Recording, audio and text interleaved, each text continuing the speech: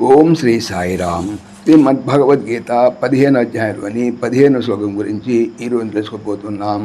సాయిరామ్. భగవానుడు గత శ్లోకంలో ఇలా తెలియజేశారు.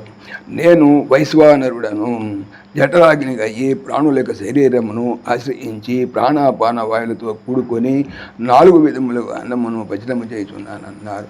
ఈరోజు చెప్పేటువంటి 15 శ్లోకములో ఇలా తెలియజేస్తున్నారు భగవానుడు. సకల జీవుల హృదయములందును తాను వెలుచున్నాడనియు అన్నిటికీ తానే ఆధారభూతుడనియు భగవంతుడు తెలుపుతున్నారు.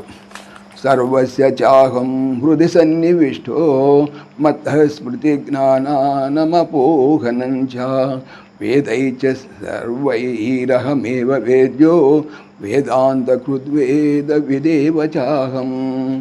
అహం నేను, సర్వస్య చ సమస్త ప్రాణుల యొక్కయు, హృదయమునందు సన్నివిష్ట ఉన్నవాడను, మత్తః నా వలన, స్మృతి జ్ఞాపక శక్తి, జ్ఞానము అనగా తెలివి, అపోహనం చ మరపును, భవంతి కలుగుతున్నవి, సర్వై సమస్తములైన, వేదై చ వేదముల చేతను, వేద్య తెలియదగిన వాడను, అహం ఏవ నేనే, వేదాంతకృత్ వేదాంతంలో నిర్మించిన వాడను, వేదవిత్ ఏవచ వేదమును ఎరింగిన వాడను కూడా, అహం ఏవా నేనే అయి ఉన్నాను.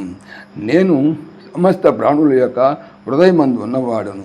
నా వలననే అనగా జీవునకు జ్ఞాపక శక్తి, జ్ఞానము, మరపు కలుగుతున్నవి.